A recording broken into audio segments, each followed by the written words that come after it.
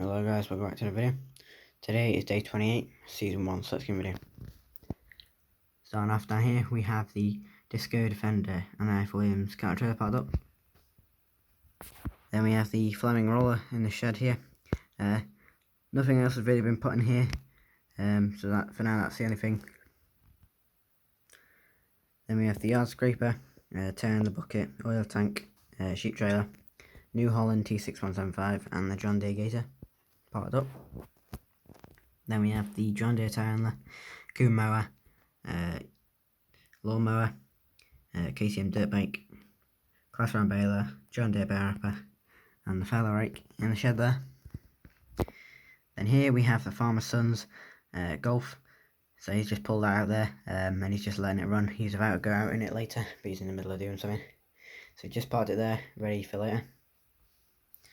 In the shed, we have the Kuhn fertilizer spreader, Massey Ferguson 6616 parked up on the muck grab, trail forager, and the spearhead hedge cutter in the back there. Then here we have the main man himself, the farmer. He's just parked a New Holland 7740 there, and he's just checking over the engine area there. So he did change the filter on it a couple weeks ago. It might have been a couple months ago. So yeah, so just sort of checking over. So it's not last minute. So we've done most of the kit. It's now the tractors to just check over, really, to make sure everything is alright and nothing needs to be bought or no, nothing's broken really. So he's just checking there. So we've got probably about 5 or 6 pieces of kit left to check, and then we'll be fine for when silage time comes. Then here we have the Massey Ferguson 5612 parked up on the buck rake, and then we've got Tom there. He's just checking the buck rake there. So he's just checked it, and then he's pushed it out, and now he's just checking everything in there just to make sure there's no damage or anything is broken and needs changing. So he's just checking it over there. So we're trying to do 2 pieces of kit when we have the chance. I'll see if it's just 2 people on the farm, then obviously, you know, we do 1. But if we've got Matt or John or Tom, then we'll try and help.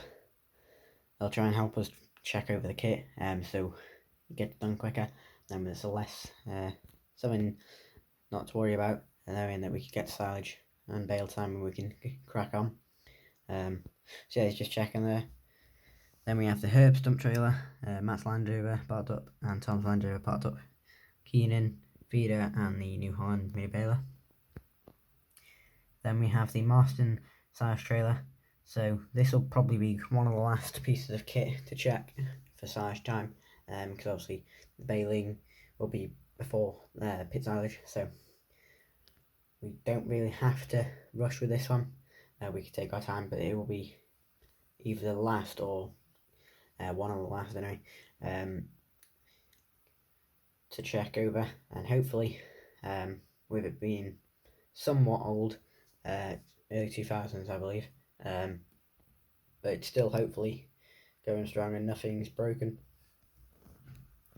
Then we have the sheets and tyres in the pit there, F. Williams flatbed trailer, and the Fleming double rail lifter in the back there. Then here we have Matt in the John Deere 6920S. He's got the baler trailer on the back, and he's got the mini digger. So he's just bringing that from the other farm. So after all the rain we've had, a lot of the sort of ditches and streams have overflowed into the fields, and all like the debris, like leaves and twigs and whatever, with the wind as well, it's just sort of gone into the stream. So we've just been clearing that out for them, because they're just sort of packing away all the lambing pens and calving pens and whatever, and they're checking over their kit for silage, so they don't really have the time, and so it gave us a job, and the digger didn't have to. get off the trailer.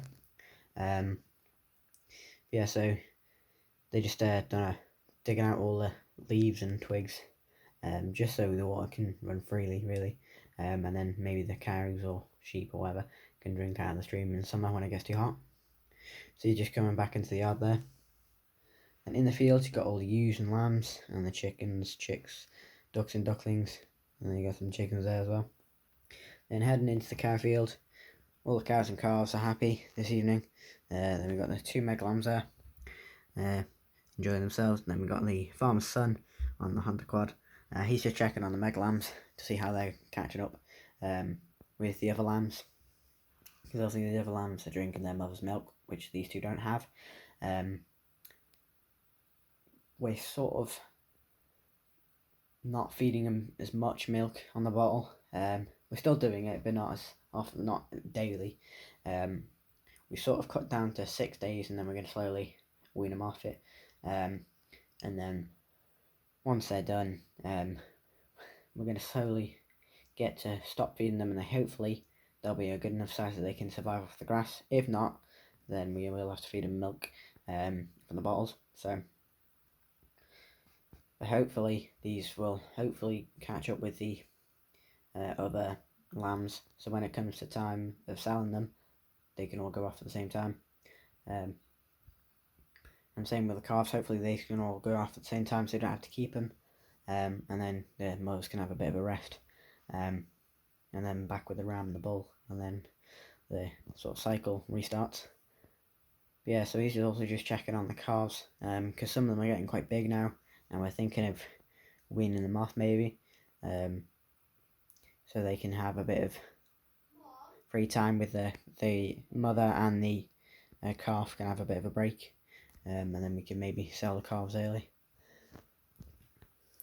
So yeah, so we're middle of April now, so soon it will be May, and then middle of May, sometime around there, we'll be doing first cut bales, and then silage, and then the summer jobs, and longer evenings come, which is nice. Yeah, so if you enjoyed this video, guys, don't forget to like, comment and subscribe, and bye.